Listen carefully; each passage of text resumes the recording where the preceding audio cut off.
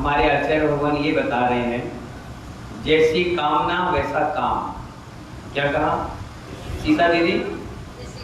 जैसे कामना वैसा काम। जैसे आप भाव बना लोगे तो आपके मित्रगण भी वैसे ही मिल जाएंगे। अगर कोई चोर है और उसे चोरी करने का शौक लग गया, मजबूरी में कर रहा है या शौक से कर रहा है या उसकी आदत है, तो उसकी मेजॉरिटी भी वैसे ही लोग की मिल जाएगी।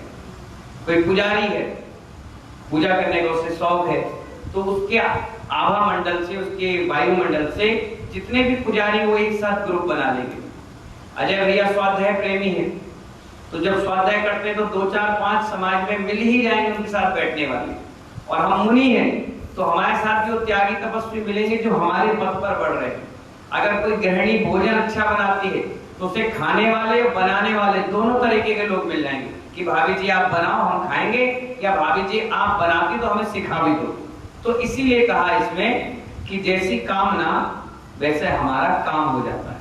कोई आईपीएस की तैयारी कर रहा है तो उसको पढ़ाने वाले ट्यूटर, उसको हैंडल करने वाले लोग, उसकी हेल्प करने वाले, उसकी पुस्तकें, वैसा ही माहौल क्रिएट हो जाता है कि हाँ हमें आईपीएस करना है, हमें आईएएस बनना है, हमको आगे की पढ़ाई करना है। और किसी को फटकेबाजी करना है, गप्पे मारना है, तो जहां बैठ जाए वहां 2 4 5 मिल जाते हैं। खाली पीली भी, कोई शराबी हो उसे भी पिलाने वाले मिलेंगे, कोई जुआड़ी है तो उसे भी खिलाने वाले मिलेंगे, कोई पान गुटखा खाने वाला तो खा रहा होगा तो अपने आप दे देगा, लो भले रोटी नहीं देगा पवन जी को, ठीक, कोई भूखा होगा तो रोटी नहीं देगा लेकिन दारू की बोतल जरूर पकड़ा देगा, वो फ्री में मिल जाएगी। पानी डाल के पी लेंगे, बैठ के पी लेंगे, गिर के पढ़ लेंगे, गाली खा के पी लेंगे, खा लेंगे।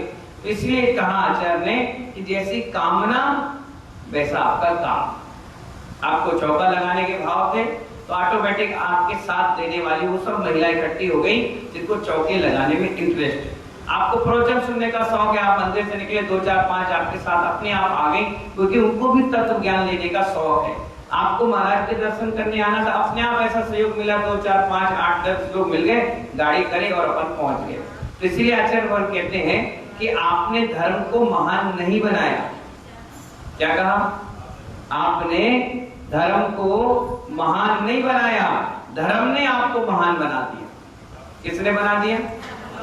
आपने धर्म को महान नहीं बनाया। आचार्य भगवान कहते हैं कि धर्म ने आपको महान बना दिया।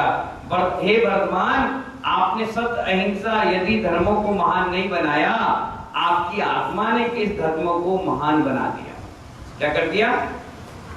आपकी आत्मा को इन धर्मों ने महान बना दिया। भैया यथार्थ को समझो। क्या कह रहे हैं आचार्य भगवान? संजय भैया दमो क्या कह रहे हैं? भैया यथार्थ को समझो, जो सत्य है उसको समझो। भीतर से नेत्र देखने वाले की आंखें बहुत कमजोर हो गई। भीतर के नेत्रों से देखने वालों की आंखें बहुत कमजोर हो गई हैं। लोग ज्यादा हैं, इसलिए सैनियों को चाहिए कि वो ऐसी प्रवृत्ति ना करें जिससे आंखें दुखित हों और भीतर की आंखों पर असर पड़े। यही निश्चय और व्यवहार नए है। क्या है ये? यही निश्चय और व्यवहार नए है। आचार्य भगवान कह रहे हैं भीतर की आंखें बड़ी कमजोर हैं, कुछ ऐसा कृत ऐसा पाप ना करें जिससे आपके भीतर की आंखों पर जोर पड़े और वो रोने लग जाए या दुखित हो जाए। वैसे वो कमजोर, फिर क्या होगा? वो खराब हो जाएंगी भीतर की आंखें। आचार्य कहते हैं बाहर की आंखों से देखने पर भीतर की आंखों पर भी असर पड़ता है।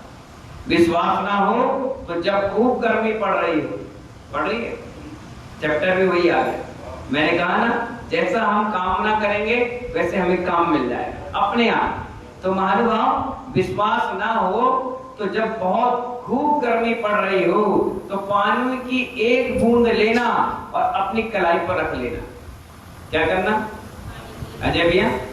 पानी की एक बूंद लेना, जब जबरदस्त गर्मी पड़ रही हो तो उसको अपनी कलाई पर रख लेना, तुझे बहुत शांति मिलेगी।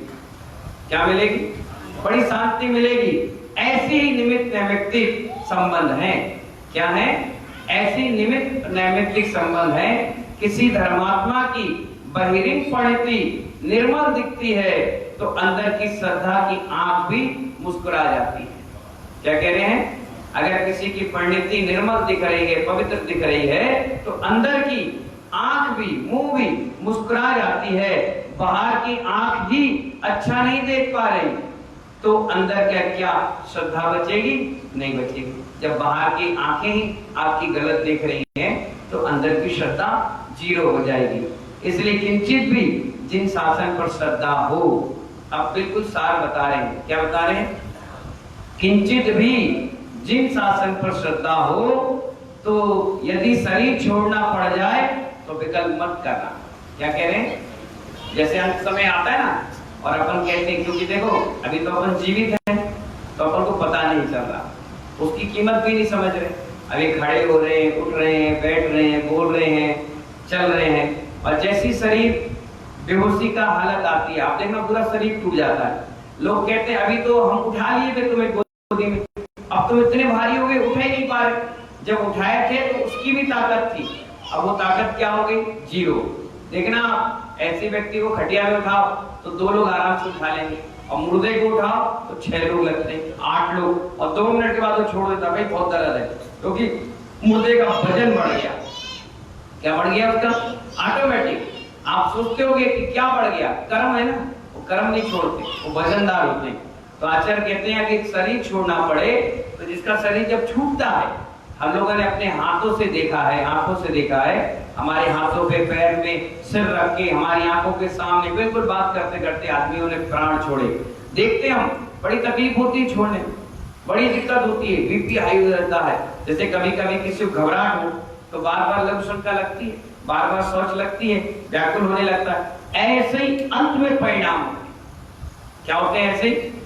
नीरू भाई, परिणाम होते हैं एकदम से व्याकुल, और ऐसे व्याकुल परिणामों को संभालना समाधि संलेखना, उस समय परिणामों को संभालना। और इसीलिए निरंतर 24 घंटे नमोकार का पाठ, भक्तांबर का पाठ, सिद्ध भक्ति, चारित भक्ति, योग भक्ति, समाधि भक्ति, शांति भक्ति, और दुनिया भर की संलेखना समाधियों की भक्तियां उस श्रावक को सुनाई जाती। इसीलिए तो बचपन से धर्म कराया जाता है, बचपन से सिखाया जाता है कि बुढ़ापे तक तुम्हारी वो इंद्रियां जागृत रहे, सुनने की, समझने की, मन इंद्रिय सब मजबूत रहे। इससे क्या होगा? अंत में आपको कोई परेशानी नहीं आएगी। और कोई पुणात्मा जीव होता भी है, अंत समय में वो लेटा हुआ है, बैठा हुआ है, साधना संलेखना में है, तो क्या होता है फिर? वो कुछ भी बोले, अपन कुछ भी बोले, वो तुरंत माइंड कर लेता है, हाँ समाज का टाइम हो गया, हाँ अब भक्ति का टाइम हो गया, हाँ नमोकार मंत्र पढ़ना है, हाँ मेरी आत्मा अलग है और शरीर अलग है। यदि शरीर छोड़ना पड़ जाए तो विकल्प मत करना, परंतु ऐसा काम मत करना जिससे दूसरे की श्रद्धा टूटने लग जाए। क्या कह रहे हैं? ऐसा काम मत करना जिससे दूसरों की श्रद्धा टूटने लग जाए। संयमी जीव को यह ध्यान रखने की आवश्यकता है। यह काम तभी रुक पाएगा जब ऐसी कामना नहीं करेगा। जैसी कामना होती है वैसी हमारा काम हो जाता है। जैसा हमने आपको बताया, जैसे हमने सोचा गर्मी बहुत है तो उदाहरण भी काय का आ गया, गर्मी का, पानी का आ गया। जैसे एक बूंद अपन रखे तो अपन को क्या मिला? असीम शांति मिली। हाँ, कहीं दूर दिख गया पानी, हाँ आधी प्यास नहीं बुझ गई, डॉक्टर के पास जाते आधी बीमारी ठीक हो गई। ये सब चीजें क्या है? जैसी कामना हुई वैसी काम की पूर्ति भी हो गई। ये सब निमित्त नैमित्तिक संबंध हैं। आज आपको मिल गए हैं, कल हमें मिल जाएंगे। और इसी को आचार्य कहते हैं निश्चय व्यवहार नहीं। निश्चय भी इसमें और व्यवहार नहीं है। जैसे धर्म को हमने सोचते कि हमने महान बनाया, नहीं, धर्म ने हमें महान बनाया। ये धर्म तो है, ये जो चोला हमने पहना ये काय का चोला है? ये धर्म का चोला है। ये पिच्छी काय की है? धर्म की पिच्छी। ये कमंडल काय की है? जय भैया, धर्म का है। ये तीनों चीजें हैं, तभी तो आप यहाँ हाथ जोड़कर बैठे हो, आप पैर धो करके मस्तक से लगा रहे हो, आप अष्टदव से पूजा कर रहे हो, आप रोज सुबह 4-5 बजे उठ करके शुद्ध भोजन बना रहे हो, प्रवचन सुनने के लिए 9 बजे भाग रहे हो, दौड़ रहे हो। क्यों?